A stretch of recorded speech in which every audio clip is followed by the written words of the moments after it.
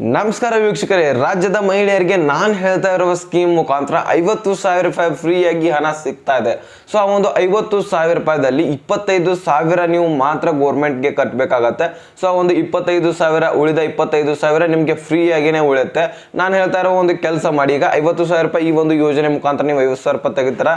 So ಅದರಲ್ಲಿ 25,000 ರೂಪಾಯಿ ಮತ್ತೆ ವಾಪಸ್ ಕೊಡಿ, ಅಲ್ಲಿಂದಲೇ 25,000 ರೂಪಾಯಿ ನಿಮ್ಗೆ ಉಳಿದು ಬಿಡುತ್ತೆ, ಹೌದಲ್ವಾ? ಸೊ ಈ ರೀತಿ ಕೆಲಸ ಮಾಡಿ ಕೂಡ ನೀವು 25,000 ರೂಪಾಯಿ ಉಳಿಸ್ಕೋಬಹುದು.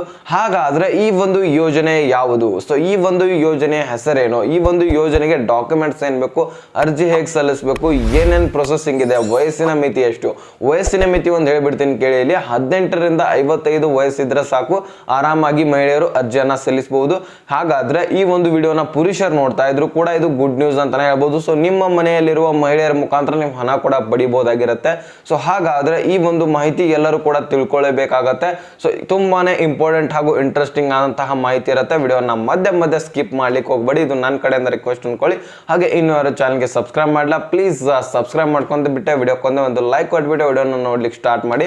ಈಗ ಡೈರೆಕ್ಟ್ ಆಗಿ ಪಾಯಿಂಟ್ಗೆ ಬಂದ್ಬಿಡೋಣ.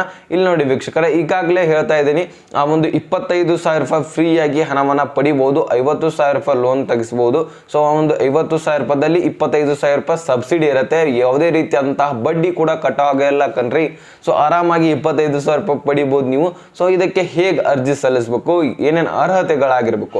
ಅರ್ಹತೆ ಕೂಡ ಬಹಳಷ್ಟು ಏನಿಲ್ರಿ, ನೀವು ಕಾಯಂ ಕರ್ನಾಟಕದ ನಿವಾಸಿ ಆಗಿದ್ರೆ ಸಾಕು, 50,000 ರೂಪಾಯಿ ಲೋನ್ ಅನ್ನ ತೆಗೆದುಕೊಳ್ಬಹುದು, 25,000 ರೂಪಾಯಿ ಫ್ರೀ ಆಗಿ ಪಡೆದುಕೊಳ್ಬಹುದು. ಸೊ ಹಾಗಾದ್ರೆ ಈ ಒಂದು ಯೋಜನೆಗೆ ಡಾಕ್ಯುಮೆಂಟ್ಸ್ ಗಳು ಏನೇನು ಬೇಕು ಅನ್ನೋದನ್ನ ನಾನು ನಿಮ್ಗೆ ಮೊದಲಾಗಿ ತಿಳಿಸ್ಕೊಡ್ತಾ ಇದ್ದೀನಿ. ನೋಡಿ, ಒಂದೊಂದಾಗಿ ಹೇಳ್ತಾ ಹೋಗ್ತೇನೆ. ನೋಡಿ, ಇಲ್ಲಿ ನೋಡಿ, ಈ ಒಂದು ಯೋಜನೆಗೆ ಅರ್ಹತೆ ಅಂತ ಹೇಳಿದೆ, ಈಗ ಕರ್ನಾಟಕದ ಕಾಯಂ ನಿವಾಸಿ ಆಗಿರ್ಬೇಕಾಗತ್ತೆ, ನೀವು ಯಾರಿಂದ ಅರ್ಜಿ ಸಲ್ಲಿಸ್ತಿರ್ತೀರ ಆ ಒಂದು ಮಹಿಳೆಯರು, ಓಕೆನಾ?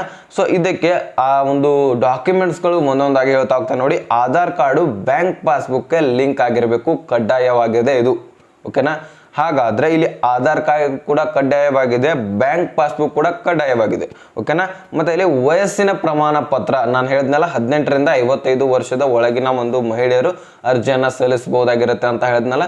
ಸೊ ಅದಕ್ಕೆ ವಯಸ್ಸಿನ ಪ್ರಮಾಣ ಪತ್ರ ಕೂಡ ಬೇಕಾಗತ್ತೆ. ಅದ್ರ ಜೊತೆಗೇನೆ ನೋಡಿ, ಇಲ್ಲಿ ಜಾತಿ ಪ್ರಮಾಣ ಪತ್ರ ಬೇಕು. ಜಾತಿ ಪ್ರಮಾಣ ಪತ್ರ ಅಂದ್ರೆ ಕಾಸ್ಟ್ ಇನ್ಕಮ್ ಕೂಡ ಬೇಕಾಗತ್ತೆ. ಮತ್ತೆ ಕಾಯಂ ವಿಳಾಸ ಪ್ರಮಾಣ ಪತ್ರ ಬೇಕಾಗತ್ತೆ. ಕಾಯಂ ವಿಳಾಸ ಅವ್ರು ಏನ್ ಮಾಡ್ತಾರೆ, ಇಲ್ಲಿ ಕರ್ನಾಟಕದ ಒಂದು ಕಾಯಂ ನಿವಾಸಿ ಆಗಿರ್ಬೇಕಂತ ನಾನು ಹೇಳ್ದಲ್ಲ. ಸೊ ಅದೇ ರೀತಿಯಾಗಿ ನೀವೇನು ಆ ಒಂದು ಕಾಯಂ ನಿವಾಸಿ ಅಂತ ಒಂದು ಪ್ರಮಾಣ ಪತ್ರದ ಮುಖಾಂತರ ಅವರಿಗೆ ನೀವು ಪ್ರೂವ್ ಮಾಡಬೇಕಾಗತ್ತೆ. ಸೊ ಈಗ ಇನ್ನೊಂದು ಇಂಪಾರ್ಟೆಂಟ್ ಏನಪ್ಪಾ ಅಂದ್ರೆ, ನೀವು ಒಂದು ಅರ್ಹತೆ ಏನಪ್ಪಾ ಅಂದ್ರೆ, ನೀವು ನಿಮ್ಮ ಒಂದು ಮನೆಯಲ್ಲಿರುವ ವಾರ್ಷಿಕ ಆದಾಯ ಏನಿರುತ್ತಲ್ಲ 3,50,000ಕ್ಕಿಂತ ಕಡಿಮೆ ಇರಬೇಕಾಗತ್ತೆ ಟೋಟಲ್ ಆಗಿ. ಸೊ ಆರಾಮಾಗಿ 3,50,000ಕ್ಕಿಂತ ಕಡಿಮೆ ಇರುತ್ತೆ. ನೀವು ಯಾವುದೇ ಒಂದು ಉದ್ಯೋಗ ಮಾಡ್ತಾ ಇರಿ, ಅದರಿಂದ ಬರುವ ಆದಾಯ 3,50,000ಕ್ಕಿಂತ ಕಡಿಮೆ ಇರಬೇಕಾಗತ್ತೆ ಅಷ್ಟೇ, ಮತ್ತೇನಿಲ್ಲ. ಸೊ ಅದು ಬಹಳಷ್ಟು ಜನರದು ಕಡಿಮೆನೇ ಇದ್ದಿರುತ್ತೆ. ಸೊ ಅದಕ್ಕೋಸ್ಕರ ನೀವು ಆರಾಮಾಗಿನೇ ಅರ್ಜಿಯನ್ನ ಸಲ್ಲಿಸಬಹುದಾಗಿರುತ್ತೆ. ಸೊ ಆ ಒಂದು ಕೆಲಸ, ಈ ಒಂದು ಅರ್ಹತೆಗಳಿದ್ರೆ, ಈ ಒಂದು ಡಾಕ್ಯುಮೆಂಟ್ಸ್ಗಳಿದ್ರೆ, ಸೊ ನೀವು ಆರಾಮಾಗಿ ಅರ್ಜಿಯನ್ನ ಸಲ್ಲಿಸಬಹುದಾಗಿರುತ್ತೆ. ಮತ್ತೆ ಈ ಒಂದು ಯೋಜನೆ ಹೆಸರು ಶ್ರಮಶಕ್ತಿ ಯೋಜನೆ. ಮತ್ತು ಇನ್ನೊಂದು ಇಂಪಾರ್ಟೆಂಟ್ ಏನು, ಇದು ಅಲ್ಪಸಂಖ್ಯಾತರು ಏನಿರ್ತಾರಲ್ಲ, ಸೊ ಅವರು ಈ ಒಂದು ಯೋಜನೆಗೆ ಅರ್ಜಿಯನ್ನ ಸಲ್ಲಿಸಬಹುದಾಗಿರುತ್ತೆ.